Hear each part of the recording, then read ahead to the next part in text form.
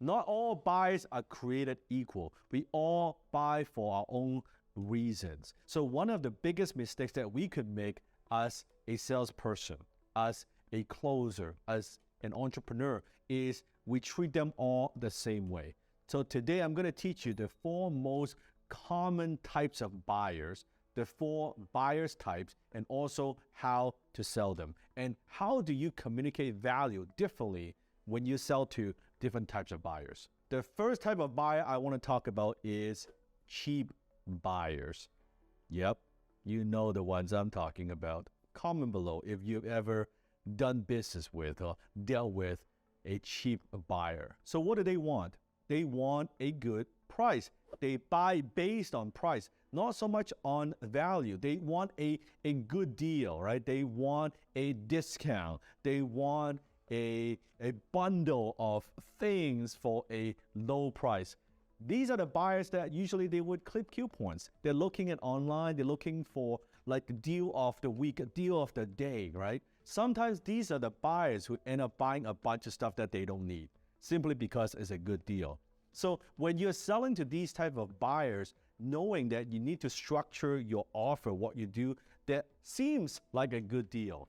You know, sometimes in the retail world, during Christmas time, right, they have, Boxing Day sale, or they have a lot of these like special sales that are happening. Well, if you know how retail works, a lot of time before Christmas, they actually mark up the price, right? So let's say an item is $50, they'll mark it up as $80, then they'll do a big discount. It's like, oh, half off, it's only $40. Actually, before it was only $50, but they mark it up so that it looks like, wow, that's a very good price. So cheap buyers, they end up buying a bunch of stuff that they may not need, but they like the thrill, right? They enjoy chasing a good deal. That's how they get the satisfactions. So when you are communicating with them, don't just focus on, hey, this is so good, or this product is far superior than everybody else, because if you're talking to them that way, in their minds, well, then it must be overpriced, or this must be expensive. They want to know, how is this a good deal? Tell me why this is a great deal.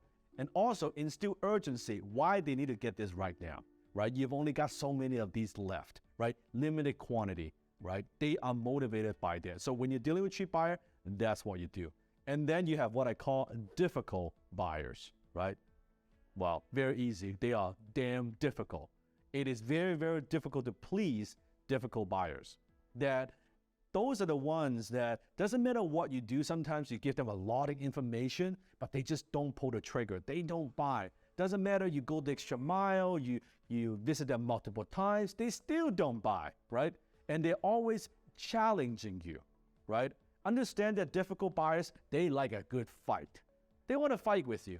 Like, they almost like, to them, the whole buying thing, it doesn't interest them that much. They are much more interested in making your life like a living hell, right? How many of you have customers like that? Comment below, right? You deal with buyers that are just extremely difficult. They were very, very, very difficult to begin with. Even after then they become a customer, they are still very difficult to maintain. These are ones who are sucking up a lot of your time, a lot of the energy. They're the energy drainers, right? So be very, very careful. Are you spending a lot of your time dealing with difficult buyers? And then you have what I call sophisticated buyers. Now, sophisticated buyers, they're very, very different. They buy based on value, but they're very smart, right? They do the research. They are the type of buyers who would do a lot of research, maybe online, talk to different people before they commit to a major purchase, right? They know what they're getting themselves into. So when you're dealing with a sophisticated buyer, what you don't want to do is do a lot of telling. You don't want to tell them, hey, you need this, and you want this, and you should get this. No. Let them come to their own conclusions. What you could do is provide information, right? Provide information, being as a professional, right? Being a professional, provide information that they need and say, hey, okay, you're looking for this. And they love the fact that when you tell them what your product won't do, because that builds trust. Tell them, hey, our product's good, but just so you know, it won't do these things. Or even better yet, what are some of the flaws about your product? So for sophisticated buyer, they know no product is perfect. So when you tell them what your product won't do, it builds a lot of trust. Also tell them, hey, you know what? This is a little bit more expensive than what you're used to, or we charge more than our competitors because of this. Also, make sure that when you're dealing with a sophisticated buyer, you stay away from the typical sales tactics where you're very pushy, you're like pushing them to buy. They do not like that. You need to give them some space. You need to give them some room so that they can make the decisions on their own. Does that make sense? And then you have what I call affluent buyers. Now, affluent buyers, they rarely buy based on functions. They are wealthy and they have the financial resources to buy almost whatever they want. Now, when you are dealing with affluent buyers, let me give you a perfect example. They buy feelings, emotions. They also buy convenience. Chances are with an affluent buyer, you need to think about how you can make his or her life a little bit easier. So example, I buy suits from Harry Rosen.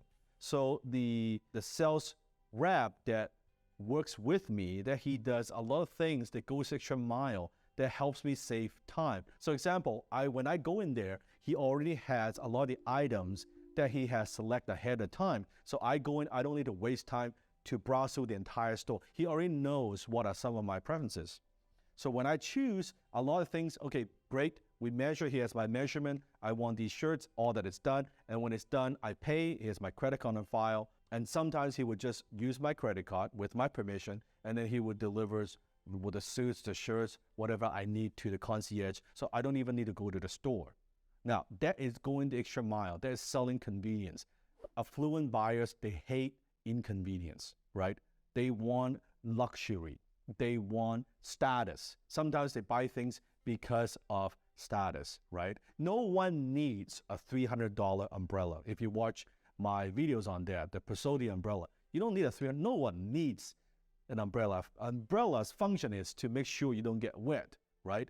But you're buying it for other reasons. I'm buying it for other reasons because I like it. I like the look and feel. I like the quality. Now, but the quality, is it 10 times better than a $30 umbrella? Probably not, right? So understand what motivates a cheap buyer does not motivate an affluent buyer. When you're sitting down across the table, face to face, belly to belly, you're talking to the affluent buyer and you tell the buyer, hey, this is a very good deal. This is very cheap. You're going to save a whole bunch of money. It's an instant turn off. I don't want something cheap. I want the best, right? It's very different. You want a good deal, you want the best. I want the best. In fact, sometimes when you're talking to the affluent buyer, you want to communicate, this is expensive. This is not for everyone, right? And most people probably will not appreciate the beauty of this, but maybe you will. And then from the affluent buyer's perspective, it's like, yeah, of course I will, right? I get it. I can see things that other people cannot see. So when you're talking to them, understand that it's a very, very different value proposition. So let's recap. We have cheap buyers, we have difficult buyers, we have sophisticated buyers, and we have affluent buyers. One of the most important decisions you have to make in business is what type of buyers you want. No one points a gun to your head and say, hey, you got to take my money. You choose what kind of buyers you want for your business. If right now you have a lot of cheap buyers, who picked those clients, who accepted those clients, who chose to work with these clients? You did. If you have a lot of different clients, it is the same thing. You chose to do business with those type of clients. So you have to think, why don't we do business with people who appreciate what we do, who understand what we do, who are willing to pay for our expertise, our skills, our products and services? They would cherish it. And guess what? The sophisticated buyers, the affluent buyers, guess who their friends are? Same thing.